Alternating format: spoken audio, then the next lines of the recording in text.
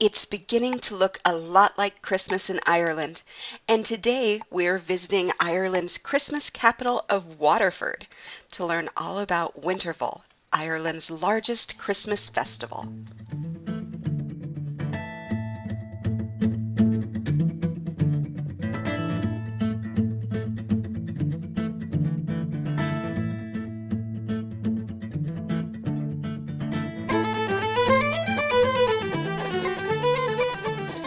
Today's podcast is brought to you by the gift guides at Ireland Family Vacations.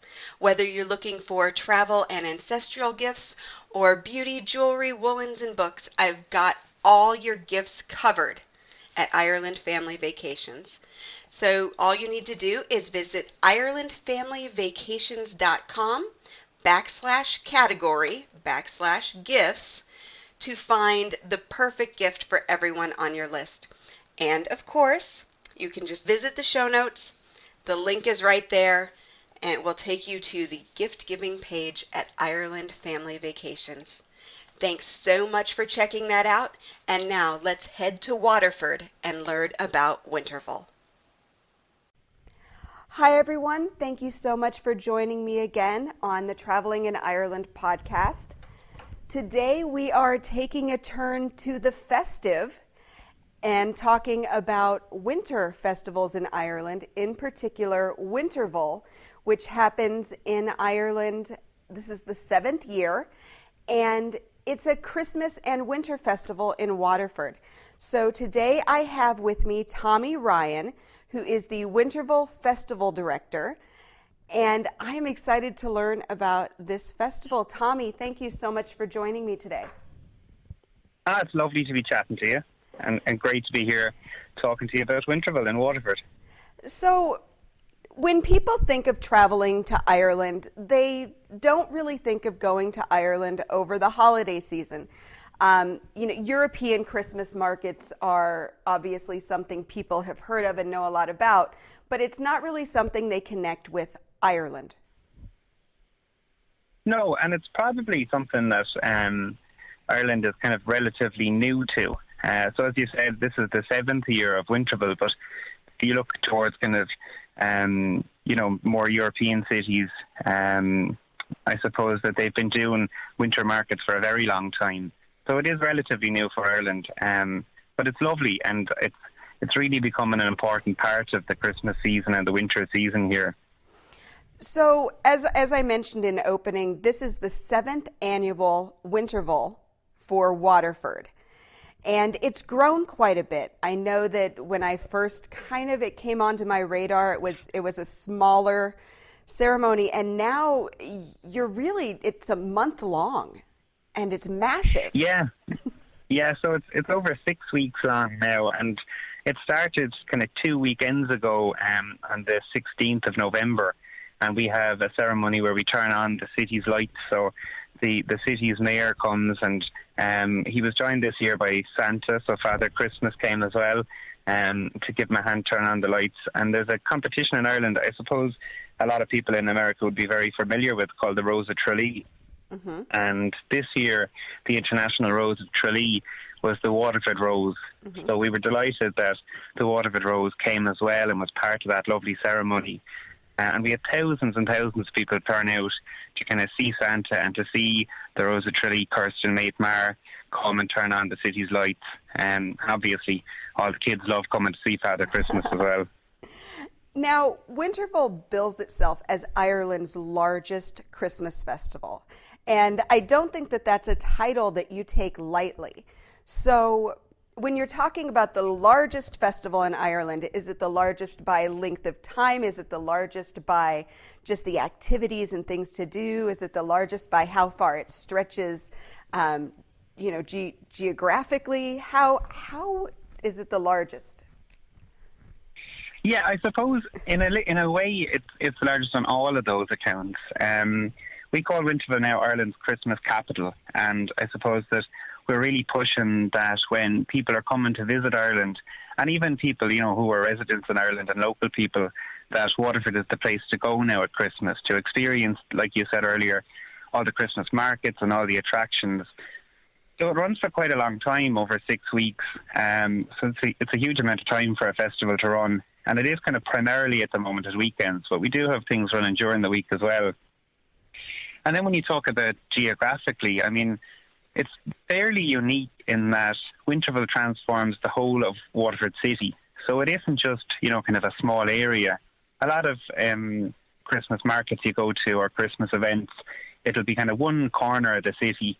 It might be kind of, the cultural area, or it might be an area by the river. And they'd focus on quite a small area and call that, kind of, this is where Christmas happens. But Winterval is very unique in that it's spread out over the entire city. So no matter where you go in Waterford, and it isn't a huge city, but it is a lovely city. And everything is in walking distance. Everything is kind of maybe within a 10-minute walk, which is also very handy and very easy to find your way around. Right. But it means that we kind of transformed the entire city.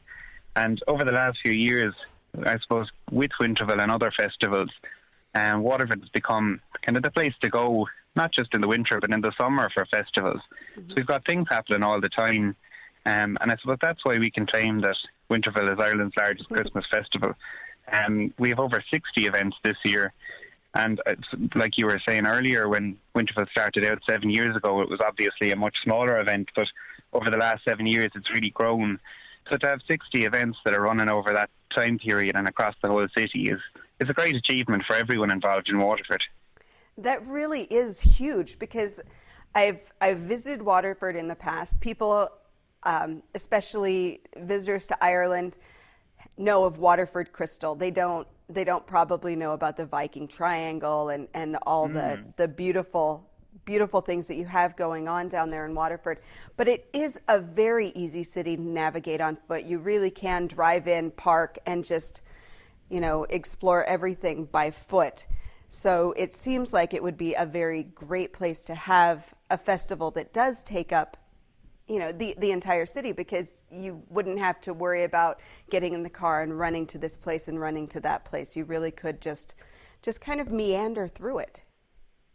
Yeah, exactly. And I suppose another good point about it taking up the whole city and be, kind of involving different areas of the city and having other areas of the city be part of it. But when people are coming, they don't have to experience kind of Winterval in a vacuum. You can experience things like Waterford Crystal, would also take part in Winterval events. So they've got some beautiful music soirees happening.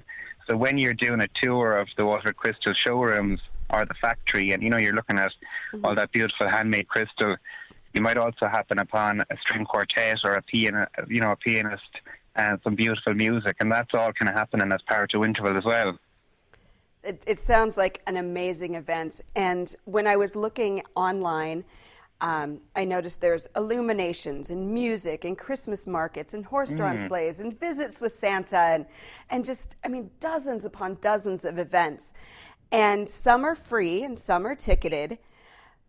So what would you say are the highlights really that people are, that are drawing people in, and then maybe what they might find as they're wandering through that would really be a great, a great surprise maybe?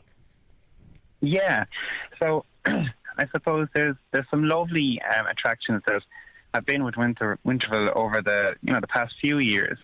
One of the big ones you mentioned already is the Winterval Illuminates Light Show. And there's a beautiful building in the Viking Triangle, as it's known in Waterford, and it's the old deanery building. It's next to Christchurch Cathedral, which is another fabulous building, so another place to kind of look at when you're here. But each evening that the festival is on, between 5 p.m. and 8 p.m, every half an hour we do this lovely Christmas light show. And it really is kind of for all the family, and it's right in the middle of one of our Christmas markets.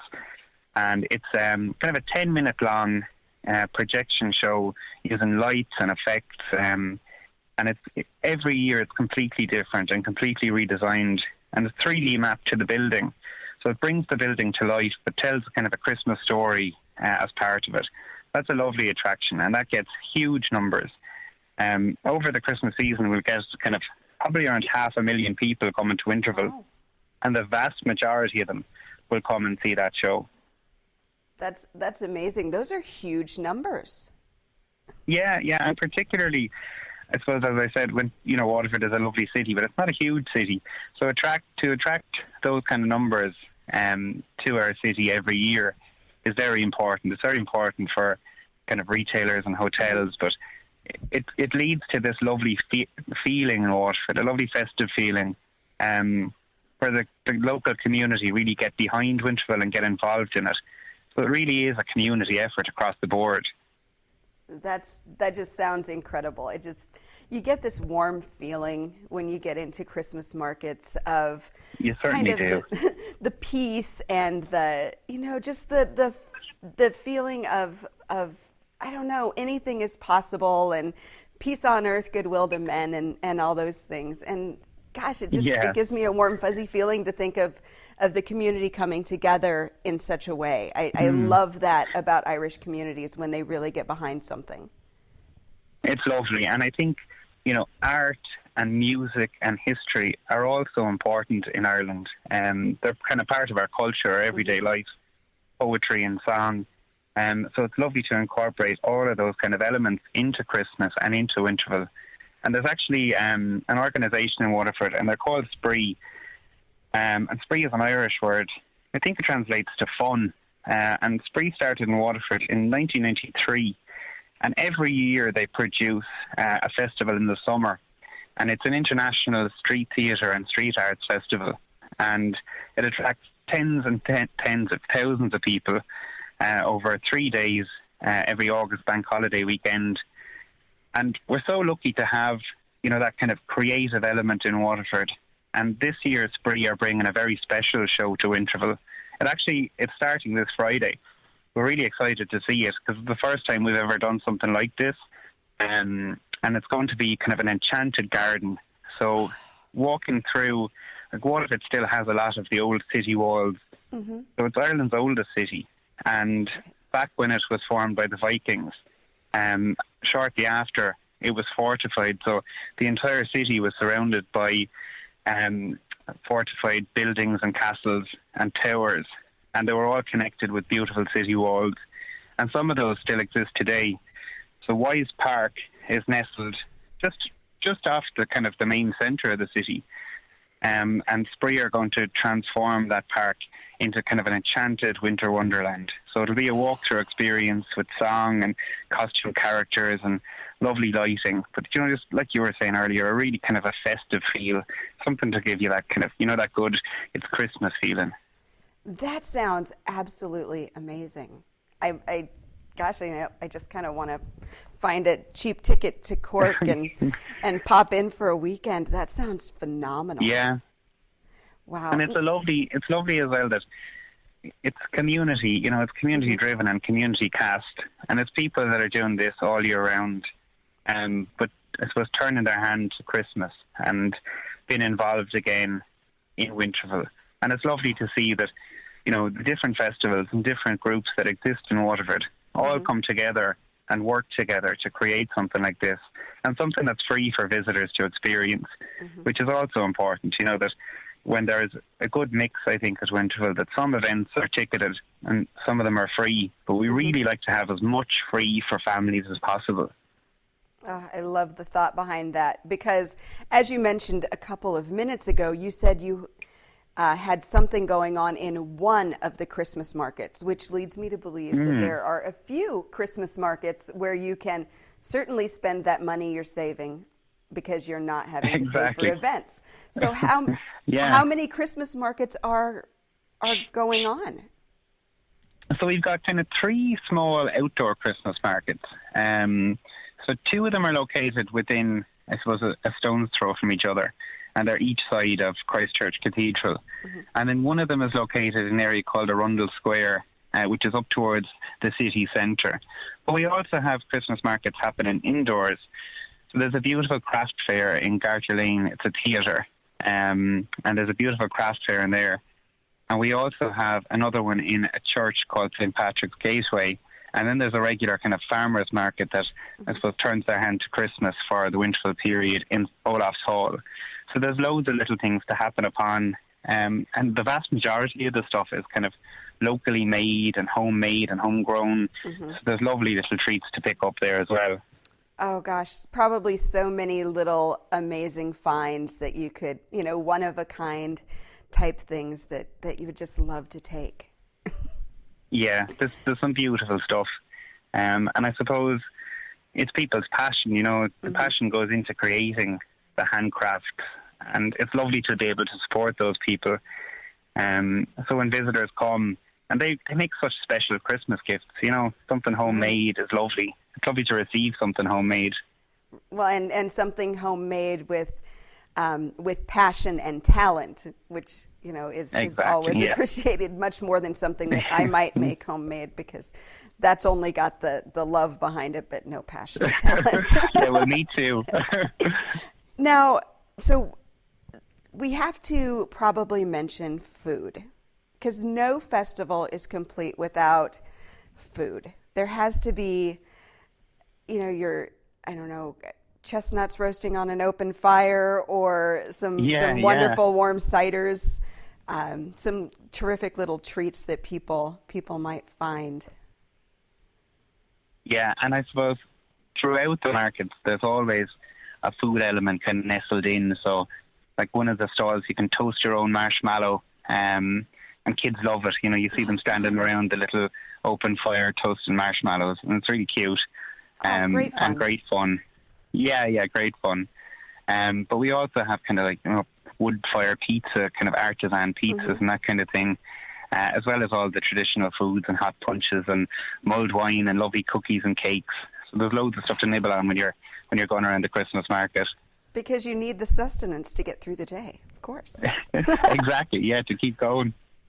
Oh, gosh. I think we're lucky as well in Waterford. Like, we have some beautiful cafes and bars and restaurants. So there's always somewhere to kind of, go in and warm up and kind of replenish yourself again, and relax and enjoy something lovely to eat, and then head back out. Oh, it is really just a great city. And I think sometimes visitors to Ireland do it a disservice when they rush into Waterford City just to see the crystal, and then they rush back out, because it's a wonderful port city, and it has so much to offer. It's a great, great place. Yeah, no, it is lovely.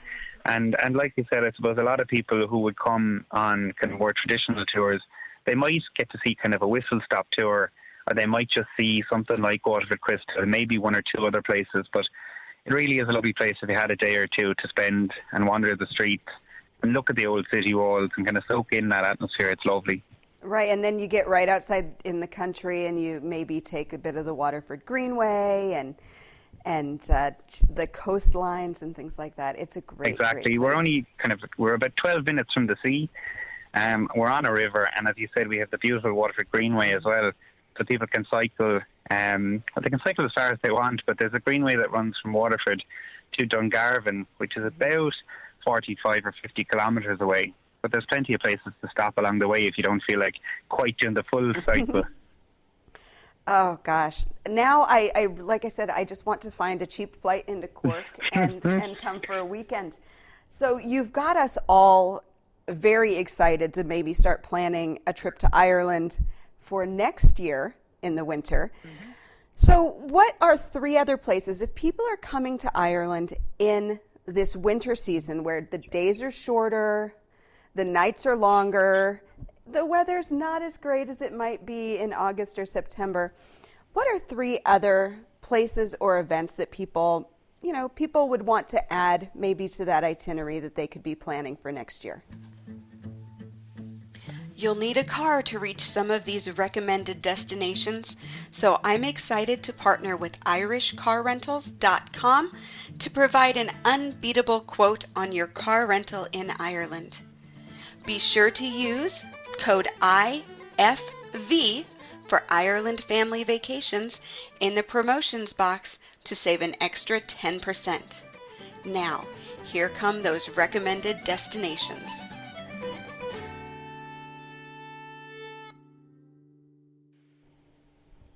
Yeah, I think you're lucky in Ireland in that, I suppose, over in the US, things can be a little bit far away, whereas in Ireland, everything is within, really a few hours drive. So there's plenty to do. So if you were coming over to Ireland next year and you were visiting Winterval for a while, you're kind of within maybe an hour and a half's drive from the capital city, from Dublin. So I suppose the likes of Temple Bar and Dublin is a must if you're coming as well. You know, Trinity College is a beautiful place to visit. There's places like that in Dublin. But also at this time of year, as you say, when you get into the longer nights, people might be familiar with Newgrange. And Newgrange is a 5,000-year-old passage tomb. And on the 21st of December, on the winter solstice, loads of people gather there each year. And there's a beautiful, I suppose, an alignment with the rising sun. So the rising sun for the winter solstice. And every year, hundreds and hundreds of people go there to see that event take place. And if you're lucky enough, you can actually get a ticket. They kind of do a lottery every year. So if you're thinking of planning and visiting ahead, you can go on to, if you Google Newgrange, you'll find out information about the lottery. And you could be lucky enough to actually be in that passage tomb and see that alignment with the sun. But loads of people go and outside and kind of sing and dance and welcome that, I suppose, the old Celtic ways. So that's another lovely thing to do if you were coming over. Yeah, and the lottery, actually, I think they said they get about 28,000 people into that pool a year, and they only allow in, gosh, I want to say it's 10 or so a day over 3 days. Many. So it's only a handful of people that that can so it's a very get special in. place to be. Yeah, it's a very special place to be if you're lucky enough to be pulled out of the lottery. But as I said, as many people as they wish can still go along and be part of it outside the tomb. So which is incredibly moving. Thing. Oh my gosh, to see the solstice come up over any of the old Neolithic tombs, and you know, I prefer like the summer solstice when it's warmer over, you know, like Loch Crew, I think aligns with the summer solstice, and yes, it that's does. an amazing. Oh my gosh, yeah. So if you're not there in winter, place. there are others that align with the solstices, but it's one of those things that when that happens, you can really feel just how old Ireland is, and you can really understand that where these traditions and the stories and everything, it feels so thin. It's those thin places that really get you at those times, I think. Yeah, and it's a beautiful link back to the Irish language and Irish culture, Irish song and Irish art. And like you said, Loch Crew is a beautiful place, and it's one that wouldn't be as kind of famous or familiar as Newgrange, but it's the exact same thing, just in the summer. Yep. And actually, if you visit Loch Crew, there isn't a lottery in place, so a lot more people get a chance to go in and actually see that rising sun hit the back of the tomb. So it is kind of a very special thing as well. But because it's lesser known than Newgrange, you've got a lot more of a chance of, you know, kind of seeing it firsthand. Yes, very true. So what about, for one more place, what would you say if people were coming to Waterford in the winter? Where would they go on a nice long evening to see some really great music? Oh yeah, well there's a lot of places around Waterford that still do the kind of the old trad sessions. There's some lovely bars just on the quayfront in Waterford, and then there's a beautiful bar. It is maybe about a 5-minute drive outside Waterford, so it is somewhere that you have to travel just a little bit to, but very easy to get to. And it's called Jack Mead's, and they still do lovely trad sessions, and they've got a beautiful little bar that's a couple of 100 years old with peat fires, and it's really like stepping back in time. And if you can get out there for when they have a trad session on, it really is like stepping back into kind of old Ireland. That sounds absolutely fabulous. Tommy, I just have to say that I think that you've just cemented my plans for Waterford for both this coming summer and next winter. I think it's a brilliant. must. Well, we look forward to welcoming you. And thank you so much for taking your time. We're right in the middle of Winterval, and I know you're incredibly, incredibly busy. So thank you so much for giving us a run through of Ireland's largest Christmas festival. It sounds amazing. Oh, thank you so much. And I'm delighted to talk to you. And hopefully some of your visitors will be interested and have a little look at our website, and they might even join us here next year. And everything we talked about, as always, is linked in the show notes, so please do check that out and make plans to visit Waterford. If you enjoyed this podcast, please do be sure to leave a 5-star review on iTunes, Stitcher, Spotify, or wherever you listen to podcasts. Thanks so much, and until next time, Slán go fóill.